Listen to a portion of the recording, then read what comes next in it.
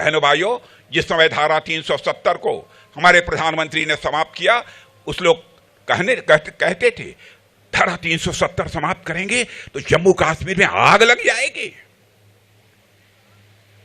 बहनों भाइयों, धारा 370 डंके की चोट पर हम लोगों ने समाप्त कर दिया। किसी मां के लाल में हिम्मत नहीं है कि अब रिवाल्वर उठाकर किसी के सीने पर अपनी गोली चलाए। लेकिन कांग्रेस पार्टी जिस नेशनल कॉन्फ्रेंस के साथ गठबंधन कर रखा है, उस नेशनल कॉन्फ्रेंस ने अपने चुनावी घोषणा पत्र में कहा है हम आएंगे तो जो धारा 370 समाप्त की गई है उसे हम बहाल कर देंगे। बहनों भाइयों, मैं आपसे पूछना चाहता हूं, क्या चाहते हैं आपकी धारा 370 जो समाप्त हुई वह बहाल हो जाए,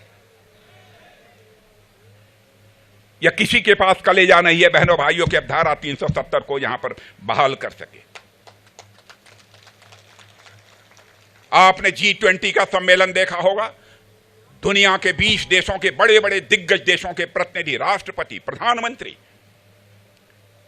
दिल्ली में आए हुए थे। लेकिन शायद आजाद भारत के इतिहास में पहली बार G20 का एक सम्मेलन कहीं पर हुआ था तो कश्मीर घाटी में हुआ था। बहनों भाइयों, इसे कहते हैं सरकार, इसे कहते हैं हुकूमत। पहले जम्मू कश्मीर सारी दुनिया में लोग कहते थे ये टेररिज्म का स्पॉट है। बहनों भाइयों, अब जम्मू कश्मीर के बारे में सारी दुनिया में धारणा बदल चुकी है।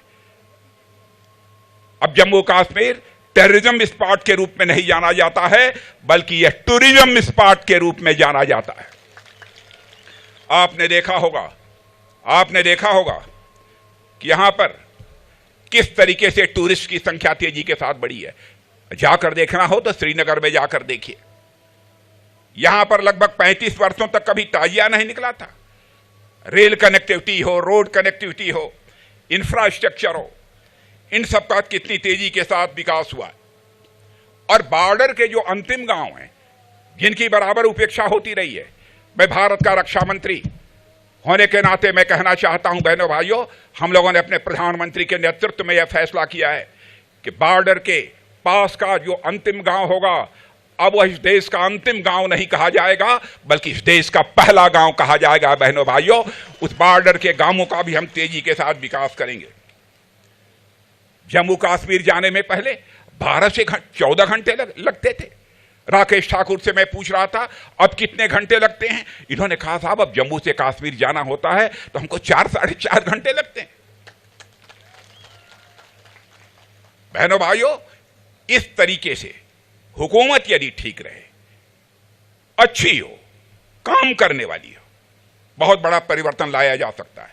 मेरी जहां तक जानकारी है 2019 के बाद जम्मू कश्मीर के विकास पर हमारी सरकार ने 38,000 करोड़ 38,000 करोड़ रुपया इन्वेस्ट किया है। पहले कश्मीर वैली में चले जाइए, बहुत सारे नौजवानों के हाथों में पिस्टल और रिवॉल्वर हुआ करती थी। आज जाकर परिवर्तन देख लीजिए, आज उनके हाथों में पिस्टल रिवॉल्वर नहीं है, बल्कि लैपटॉप है और कंप्यूटर आपको देखने को मिलेगा। यह बड़ा बदलाव आया है। 2022 के बाद एक भी पत्थरबाजी की कोई घटना नहीं हुई।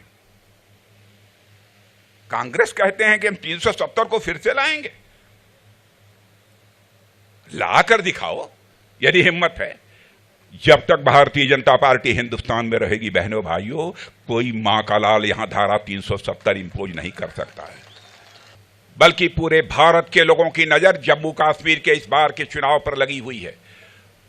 अभी कुछ दिनों पहले मैं अमेरिका में था। अमेरिका में इंडियन डायस्पोरा के लोग जो मुझसे मिले, उन्होंने कहा कि साहब भारत में जम्मू कश्मीर के चुनाव होने वाले हैं, क्या होगा? तो मैंने तो बहनों भाइयों डंके की चोट पर बोल दिया कि इस बार के जम्मू कश्मीर के चुनाव में Bharatiya Janata party clear majority से अपनी गवर्नमेंट बनाएगी। इसलिए मैं कहना चाहता हूं, केवल भारतवासियों की नजर ही जम्मू कश्मीर के चुनाव पर नहीं लगी है, बल्कि सारे हिंदुस्तान में रहने वाला हर हिंदुस्तानी देख रहा है कि जम्मू कश्मीर के चुनाव परिणाम इस बार क्या होंगे।